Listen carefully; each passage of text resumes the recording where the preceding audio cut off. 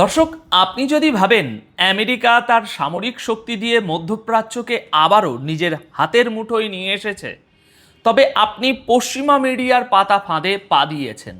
আজ ৮ই জুলাই ২০২৬, গত ২৪ ঘন্টায় মধ্যপ্রাচ্যের জিওপলিটিক্যাল দাবার বোর্ডে এমন কিছু চাল দেওয়া হয়েছে যা দেখলে আপনার মনে হবে আমেরিকা আসলে শক্তি দেখাচ্ছে না, বরং খাদের কিনারা থেকে বাঁচার জন্য মরিয়া হয়ে হাত পা ছুটছে। আপনারা হয়তো খবরে দেখছেন আমেরিকা ইরানের উপর শতাব্দীর অন্যতম বড় হামলা চালিয়েছে, কিন্তু আমি যদি বলি এই হামলার পেছনে আমেরিকার শক্তি নয়, বরং তাদের চরম ভূরাজনৈতিক ব্যর্থতা আর হতাশা লুকিয়ে আছে। আমি যদি বলি ডোনাল্ড ট্রাম্প হঠাৎ করে কেন তুরস্কের এরদোয়ানকে বুকে টেনে নিচ্ছেন আর ইসরায়েলের নেতানিয়াহু কেন ভয়ে কাঁপছেন, তার পেছনে একটা বিশাল ব্লুপ্রিন্ট আছে। ভিডিওর একদম শেষে আমি আপনাদের এমন একটা মাস্টার স্ট্রোকের কথা বলবো যা শুনলে আপনারা বুঝতে পারবেন কেন ইরান আসলে আমেরিকার সাথে এই মুহূর্তে কোনো শান্তি চুক্তিতেই যেতে চাইছে না, বরং তারা আমেরিকাকে তাদেরই বানানো জালে আটকে ধীরে ধীরে শেষ করছে। এই পুরো খেলাটা বুঝতে হলে আমাদের আজকের ঘটনাগুলোর খুব গভীরে যেতে হবে। তো চলুন পশ্চিমা প্রপাগ্যান্ডার পর্দাটা একটু সরিয়ে দেখি আসল সত্যটা কি চলছে মধ্যপ্রাচ্যে। আসুন শুরু করি আজকের সবচেয়ে বড় খবরটা দিয়ে। আজ ৮ই জুলাই ২০২৬ ভোর ৩টে, যখন পুরো মধ্যপ্রাচ্য ঘুমাচ্ছে, ঠিক সেই সময় আমেরিকার সেন্ট্রাল কমান্ড ঘোষণা দিল যে তারা ইরানের উপর একটা বিশাল বড় হামলা চালিয়েছে। পশ্চিমা মিডিয়াগুলো বলতে শুরু করলো সিজ ফায়ারের পর এটাই নাকি আমেরিকার সবচেয়ে বড় অপারেশন। বলা হচ্ছে আগের যে কোনো অপারেশনের চেয়ে এই হামলা ৪ থেকে ৫ গুণ বেশি শক্তিশালী হয়েছে। বন্দর আব্বাস, সিরিক আইল্যান্ড এবং কেশম আইল্যান্ডে প্রচণ্ড বিস্ফোরণের খবর এসেছে। কিন্তু দর্শক, এখানে একটা জিনিস খুব মনোযোগ দিয়ে বুঝতে হবে, আমেরিকা হঠাৎ করে এত বড় হামলা কেন করল? তাদের দাবি গত দুদিনে হরমুজে ৩টি কমার্শিয়াল জাহাজের উপর হামলার বদলা নিতেই নাকি এই অ্যাকশন। তারা বলছে ইরান যে এমওইউ সই করেছিল তার শর্ত ভেঙেছে ইরান প্রথমে। কিন্তু আসল ব্যাপারটা হলো অন্য জায়গায়। আপনারা লজিক্যালি চিন্তা করুন, আমেরিকা শুধু সামরিক হামলা করেই কিন্তু থামেনি। এই হামলার ঠিক ২ ঘন্টা আগে, অর্থাৎ ৭ এবং ৮ই জুলাইয়ের মাঝামাঝি রাতে, আমেরিকার প্রেসিডেন্ট ডোনাল্ড ট্রাম্প ইরানের উপর একটা বিশাল অর্থনৈতিক বোমাও ফাটান। তিনি ঘোষণা দেন ইরানের তেল বিক্রির উপর এতদিন যে ছাড় দেওয়া হচ্ছিল সেটা সাথে সাথে বাতিল করা হলো। মানে আগে ইকোনমিতে আঘাত, তারপর মাটিতে বোমাবাজি। কিন্তু প্রশ্ন আবারও সেই, কেন? কারণ আমেরিকা বুঝতে পেরেছে যে স্ট্রেট অফ হরমুজ তার কন্ট্রোল ধীরে ধীরে তাদের হাত থেকে পুরোপুরি বেরিয়ে যাচ্ছে। তারা ভয় পাচ্ছে এই যে এত বড় হামলা, এটা আসলে কোনো শক্তি প্রদর্শন নয়, এটা হলো পরাশক্তির চরম ফ্রাস্ট্রেশন। এবার এই একই সময়ে ইরানের দিকের রিয়াকশানটা দেখুন। এত বড় হামলার পরও এখনো পর্যন্ত ইরানের রাষ্ট্রীয় সংবাদ সংস্থা ইরনা খুব স্বাভাবিকভাবে বলছে, হ্যাঁ, কিছু ছররা এসে লেগেছে, কিছু মানুষ আহত হয়ে মিনাবের হাসপাতালে ভর্তি হয়েছে, কিন্তু এখন পরিস্থিতি পুরোপুরি নর্মাল। এমনকি ইরানের প্রেসিডেন্ট মাসুদ পেজিশিয়ান, যিনি ওই সময় ইরাকের নাজাফে ছিলেন, তিনি শুধু নিজের সফরটা একটু আগে ভাগে শেষ করে তেহরানে ফিরে এসেছেন। এর মধ্যে কোনো প্যানিক নেই, কোনো হুড়োহুড়ি নেই, কারণ ইরান জানতো এমন কিছু একটা হবে। আমিও তো বলে আসছি, আমরা তো জানি, তারা জানতো যে আমেরিকা যখনই ব্যাকফুটে যাবে তখনই তারা এই ধরনের রিয়াকশনারি হামলা করবে। আর যখন আমি আপনাদের এই খবরটা জানাচ্ছি তখন বাহরাইন আর কুয়েতে পুরো ব্ল্যাকআউট চলছে, অর্থাৎ অন্ধকার।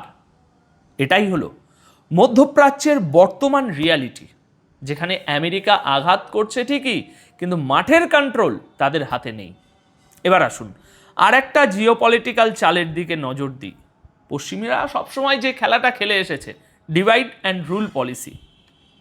গতকাল ৭ই জুলাই স্ট্রেট অফ হরমুজে সৌদি আরবের তেলের ট্যাঙ্কার এবং কাতারের এলএনজি ট্যাঙ্কারের ওপর মিসাইল হামলা হয়েছে জানেন, আর সাথে সাথে এর দায় চাপিয়ে দেওয়া হয়েছে ইরানের উপর।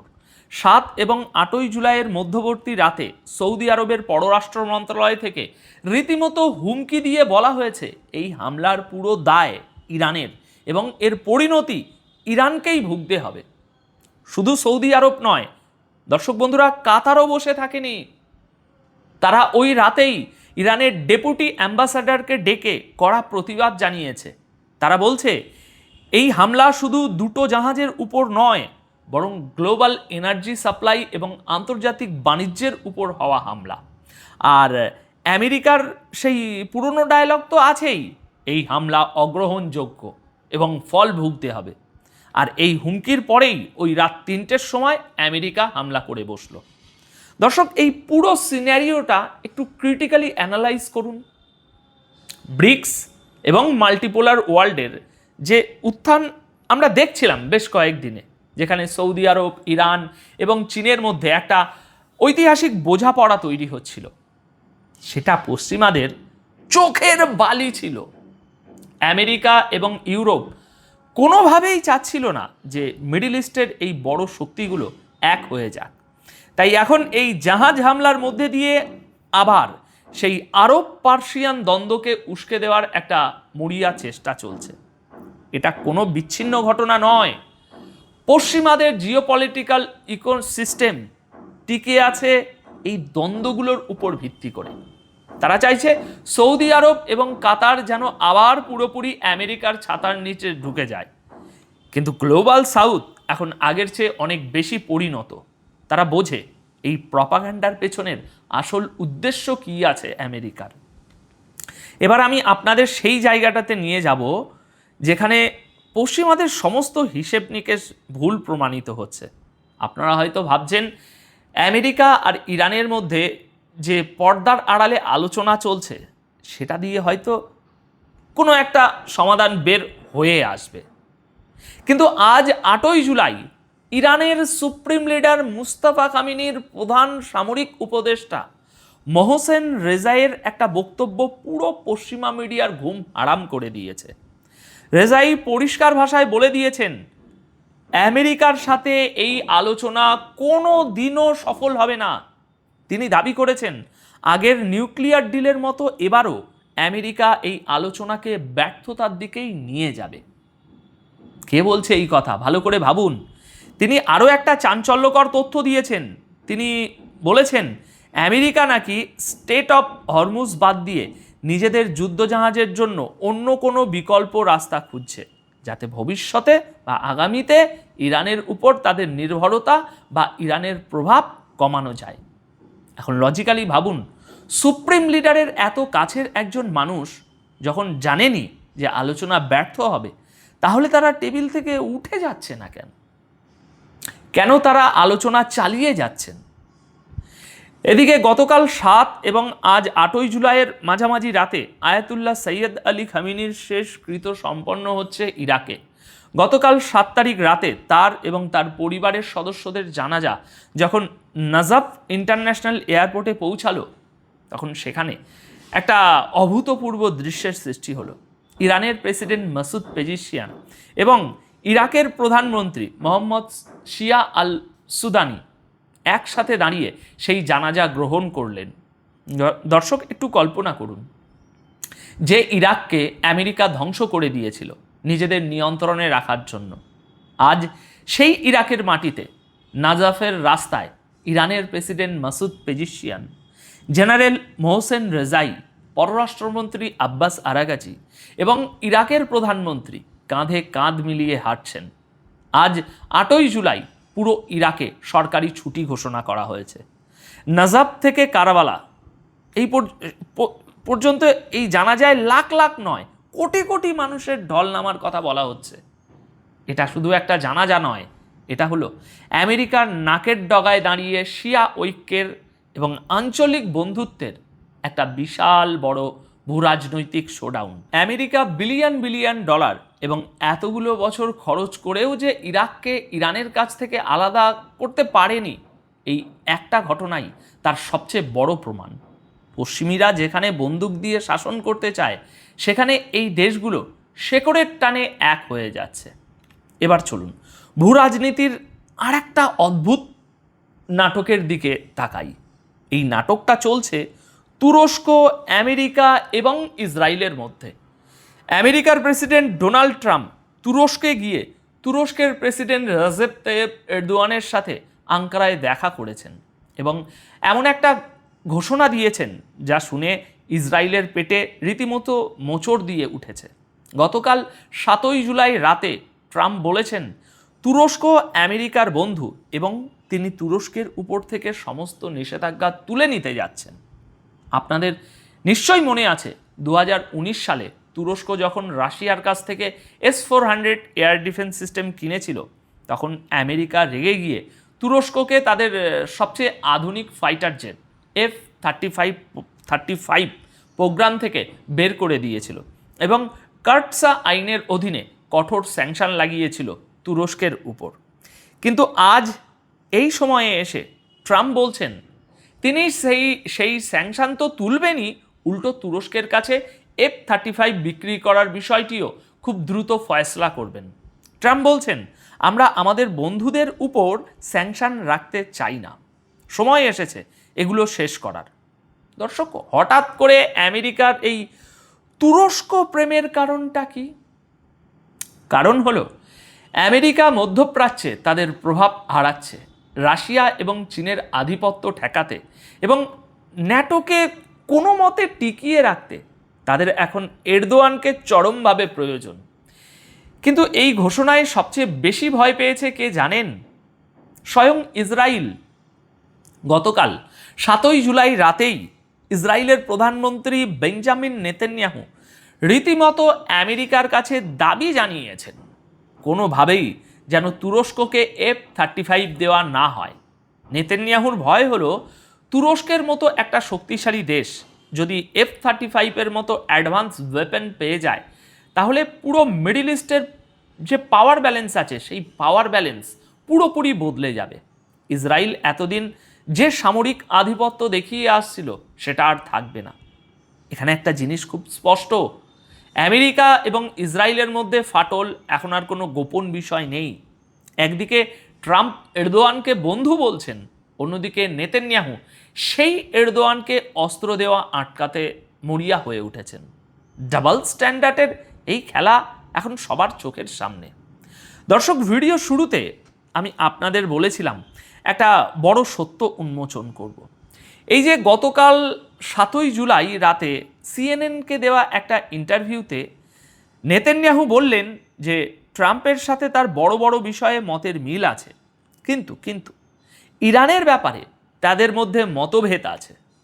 নেতানিয়াহু পরিষ্কার বলেছেন ওই ইন্টারভিউতে ইরান আর আমেরিকার মধ্যে যে অন্তর্বর্তীকালীন শান্তি চুক্তি হতে যাচ্ছে তার ভবিষ্যৎ নিয়ে তিনি মারাত্মক সন্দিহান। তিনি আরও বলেছেন ট্রাম্প হয়তো বিশ্বাস করেন যে তিনি ইরানের পারমাণবিক কর্মসূচি আটকাতে পারবেন, কিন্তু নেতানিয়াহু নিজেই ট্রাম্পের এই ক্ষমতার উপর প্রবল সন্দেহ প্রকাশ করেছেন।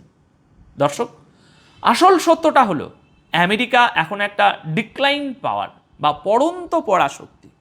তারা একই সাথে রাশিয়াকে আটকাতে চায়, আবার ওদিকে চীনকে কাউন্টার করতে চায়, আবার মধ্যপ্রাচ্যে ইসরায়েলকেও শর্তহীনভাবে বাঁচাতে চায়, কিন্তু তাদের সেই সক্ষমতা আর নেই। ইরান ঠিক এই দুর্বলতাটাই ধরে ফেলেছে। তারা আমেরিকার সাথে লোক দেখানো আলোচনা করছে ঠিকই, কিন্তু আসলে তারা অপেক্ষা করছে গ্লোবাল সাউথ এবং মাল্টিপোলার ওয়ার্ল্ডের যে কাঠামো সেই কাঠামোটা পুরোপুরি শক্ত হওয়ার জন্য। আমেরিকার এই 3টের দিকে বোমাবাজি বা ট্রাম্পের তেলের উপর আবার নিষেধাজ্ঞা লাগানো, এগুলো কোনো সুদূর প্রসারী মাস্টার প্ল্যান নয়। এগুলো হলো তাৎক্ষণিক রিয়াকশান বা বলতে পারেন ট্রাম্পের চরম হতাশা। আমেরিকা বুঝতে পারছে না যে তারা যত বেশি স্যাংশন দিচ্ছে নন ওয়েস্টার্ন দেশগুলো তত বেশি বিকল্প অর্থনৈতিক ব্যবস্থা বা ডলারাইজেশনের দিকে ঝুঁকছে।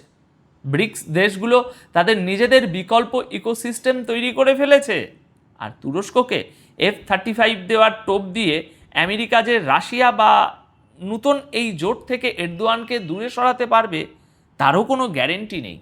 কারণ এরদোয়ানও এই মাল্টিপোলার বিশ্বেরই একজন চতুর খেলোয়াড়। তিনি জানেন কিভাবে পশ্চিমাদের ব্যবহার করতে হয়। দেখুন, পশ্চিমা বিশ্বের ভণ্ডামি আজ সারা পৃথিবীর সামনে পরিষ্কার হয়ে গেছে। একদিকে তারা বিশ্বের শান্তির লেকচার দেয়, অন্যদিকে এরকমভাবে মাঝরাতে অন্য দেশের উপর বোমা বর্ষণ করে। তারা নিজেদের জিওপলিটিক্যাল স্বার্থে যে কোনো দেশের অর্থনীতি ধ্বংস করে দিতে পারে। কিন্তু মধ্যপ্রাচ্যের বালিতে এখন আর শুধু আমেরিকার কথাতেই ঝড় ওঠে না, সেখানকার সমীকরণ এখন সম্পূর্ণ ভিন্ন। দর্শক, আজ আমরা যে ঘটনাগুলো বিস্তারিত বিশ্লেষণ করলাম তার প্রতিটিই প্রমাণ করে যে পশ্চিমা আধিপত্যের দেওয়াল এখন ভাঙতে শুরু করেছে। এই যে আমেরিকা একদিকে ইরানের উপর হামলা করছে, আবার তুরস্ককে বুকে টেনে নিতে চাইছে, আর অন্যদিকে ইসরায়েল এসব দেখে ভয় পাচ্ছে, এই পুরো কমপ্লেক্স পরিস্থিতিকে আপনি কিভাবে দেখছেন? আপনার কি মনে হয় ইরান আর আমেরিকার এই যুদ্ধে শেষ হাসিটা, একদম শেষ হাসিটা কে হাসবে? লজিক্যালি চিন্তা করে আপনার মতামত অবশ্যই কমেন্ট বক্সে জানাবেন। আপাতত এই প্রতিবেদন তাহলে এ পর্যন্তই। দেখা হবে খুব শীঘ্রই বিশ্ব রাজনীতির নতুন কোনো বিশ্লেষণ নিয়ে। সবাই খুব ভালো থাকবেন, সচেতন থাকবেন। ধন্যবাদ আপনাদের সকলকে।